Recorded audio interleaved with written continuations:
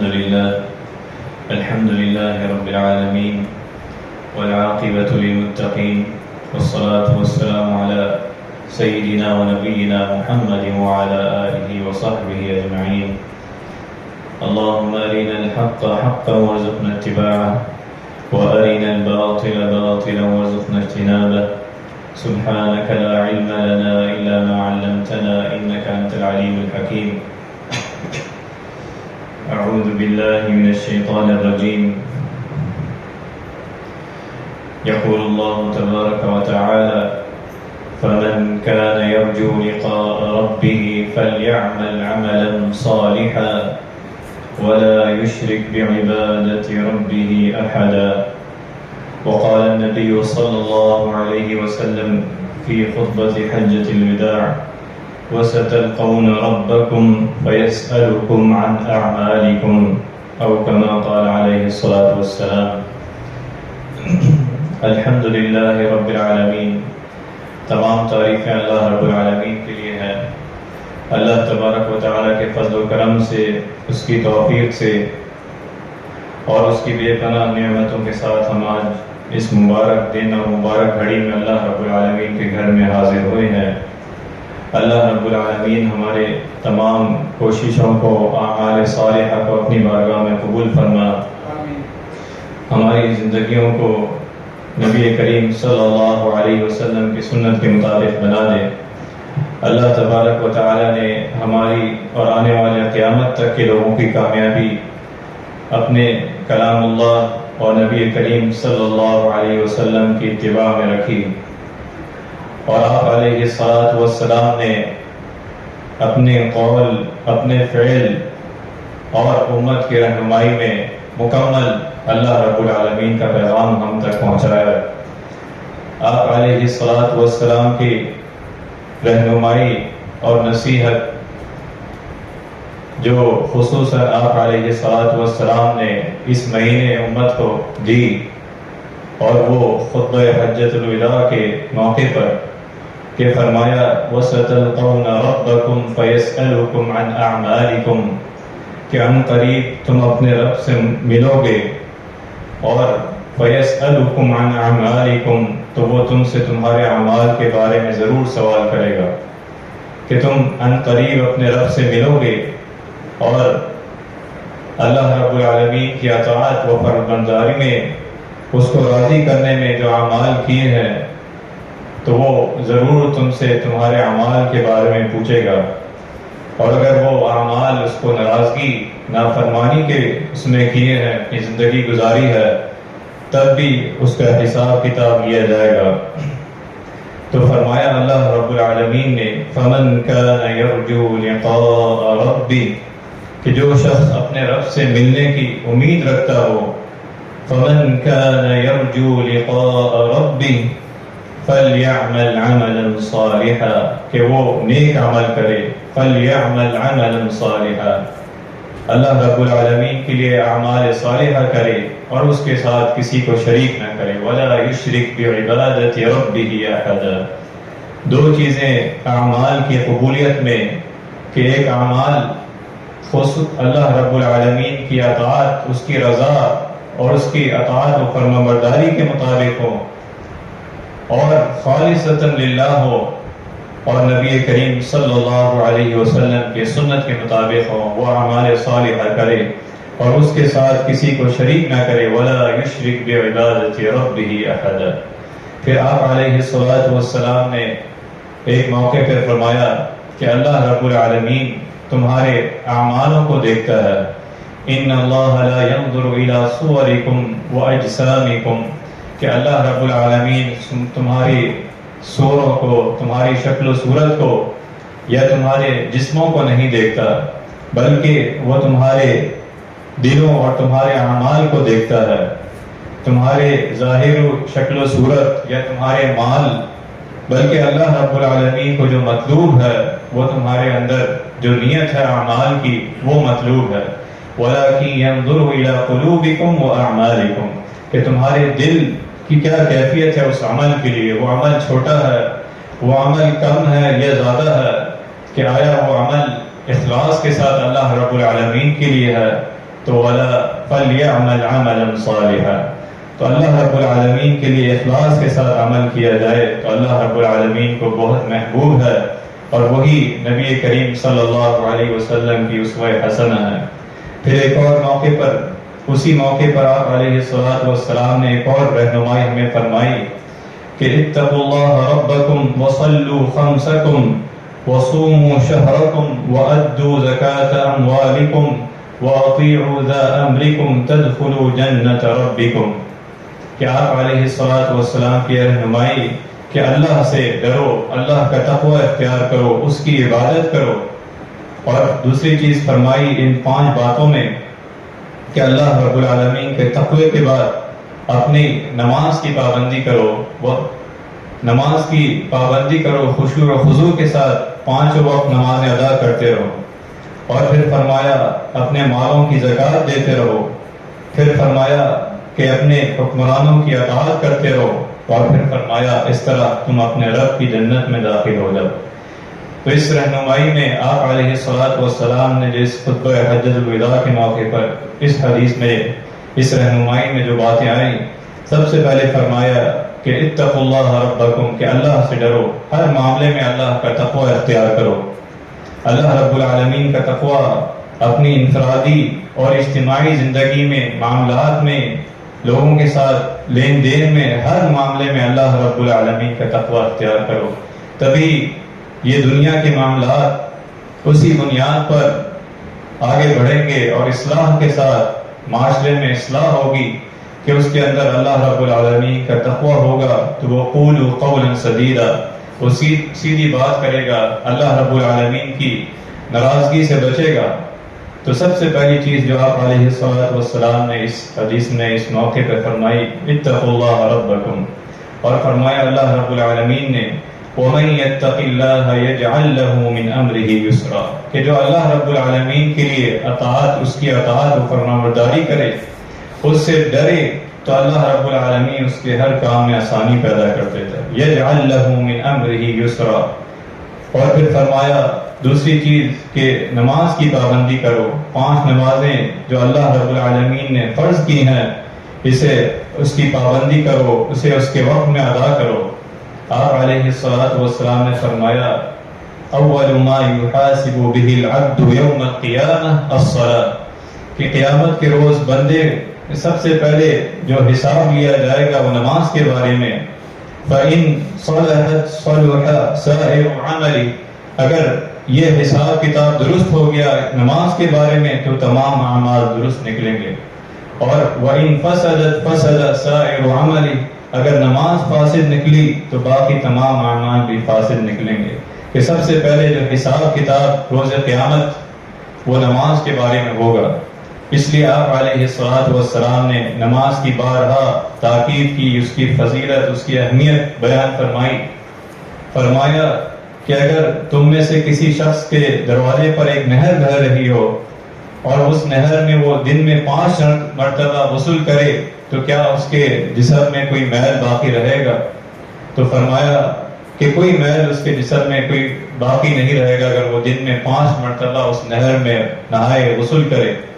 تو آپ علیہ الصلوۃ والسلام نے فرمایا اسی طرح یہی 5 نمازوں کی مثال ہے کہ اللہ رب العالمین ان کے ذریعے گناہوں کو مٹا دیتا ہے۔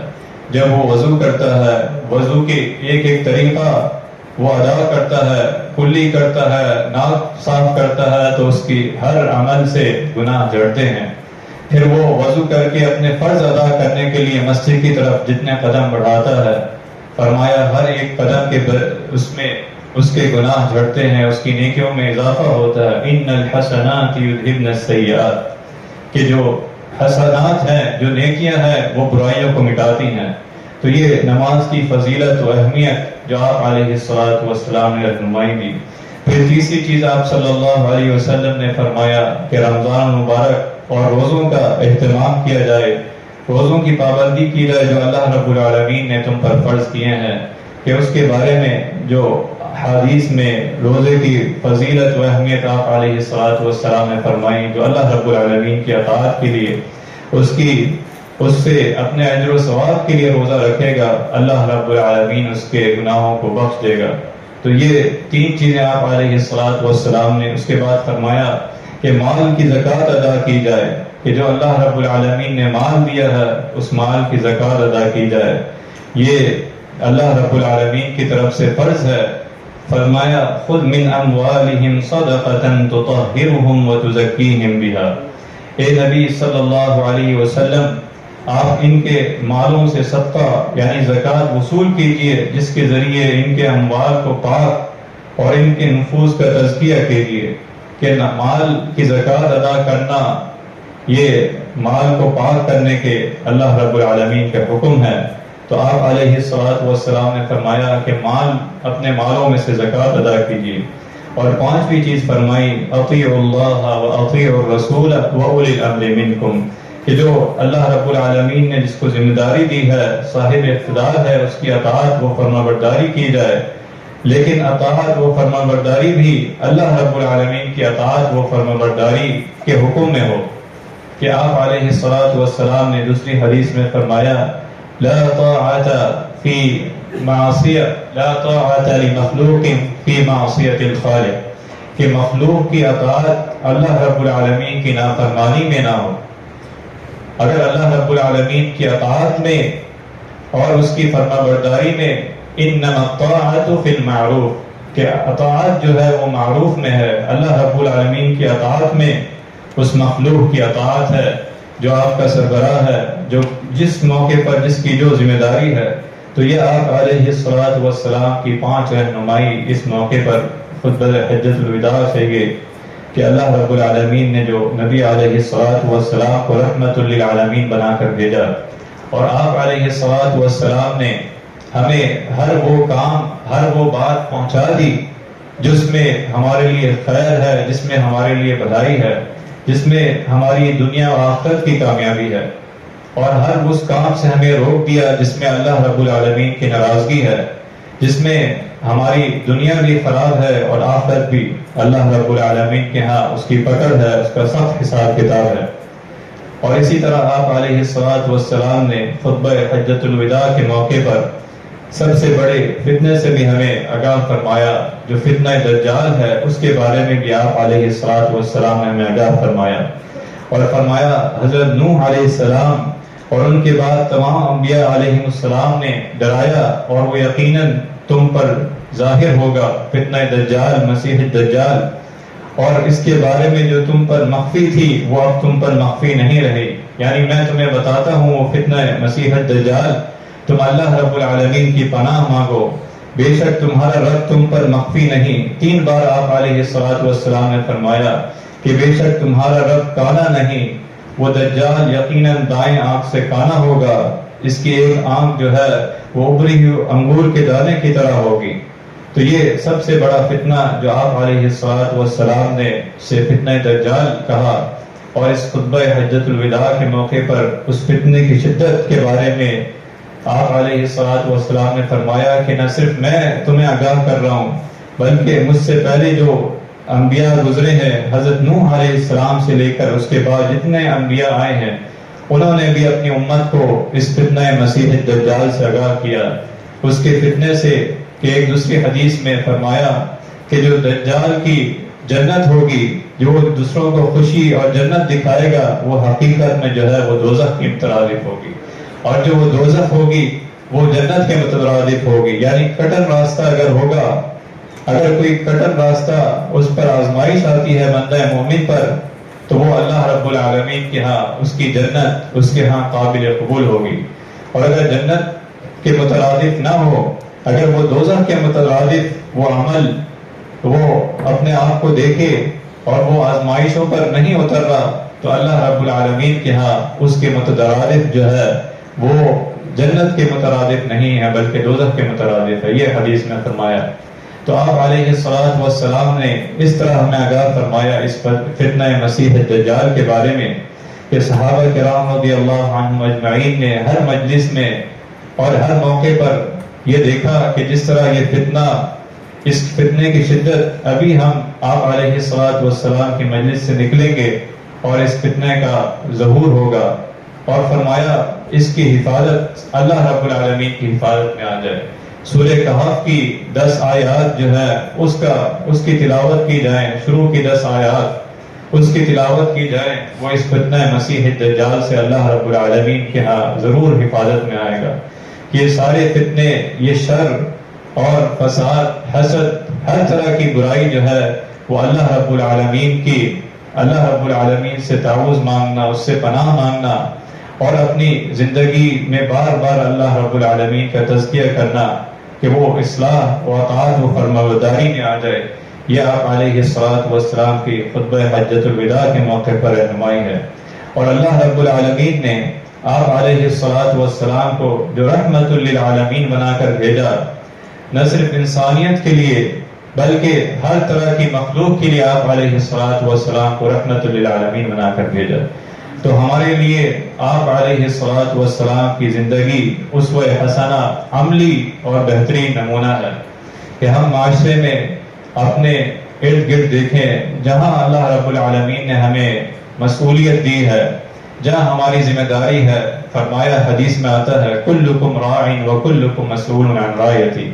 کہ ہر کوئی ذمہ دار ہے اور اس سے اس کی رعایا کے بارے میں پوچھا جائے گا۔ تو موسم کی شدت سے، گرمی کی شدت سے، یا جس طرح کے بھی حالات ہوں، اللہ رب العالمین نے جس انسان کو جو استطاعت دی ہے وہ اپنے استطاعت کے مطابق معاشرے میں اپنے ارد گرد جو نیکی اور بھلائی کر سکتا ہے اسے ضرور کرنی چاہیے۔ یہ اللہ رب العالمین کی خوشنودی اور نبی علیہ السلام کی اسوہ حسنہ ہے۔ آیا وہ نیکی چھوٹی نیکی کیوں نہ ہو یا بڑی سے بڑی نیکی، اللہ رب العالمین کو جو مطلوب ہے وہ اخلاص ہے، چاہے وہ اڑوس پڑوس میں ہے، چاہے وہ راستے میں ہے، یا پھر انسانوں کے علاوہ کوئی اور مخلوقات ہے، اس کا بھی آپ علیہ السلام نے اس کے ساتھ بھی شفقت اور رحمت کا معاملہ ہمیں رہنمائی فرمائی ہے کہ اس کا بھی خیال رکھنا، اگر اسے پانی کی ضرورت ہے، کوئی اور اللہ رب العالمین نے آپ کو استطاعت دی ہے، ضرور آپ جو ہے اس کار خیر میں حصہ ڈالیں کہ اللہ رب العالمین کو کون سا عمل کس وقت جو ہے اللہ رب العالمین کو قبول ہو جائے، اور آخر آپ کی دنیا بھی اور آخرت بھی اللہ رب العالمین کے ہاں سرخرو ہو جائے۔ اللہ تبارک و تعالیٰ سے دعا ہے کہ جو کچھ سنا ہے اس پر عمل کرنے کی توفیق عطا فرما۔ اللہ رب العالمین ہم سب پر عافیت والا، رحمت والا معاملہ فرما، ہمارے تمام اعمال کو اپنی بارگاہ میں قبول فرما، ہماری زندگیوں کو نبی کریم صلی اللہ علیہ وسلم کی سنت کے مطابق بنا دے۔ وآخر دعوانا الحمدللہ۔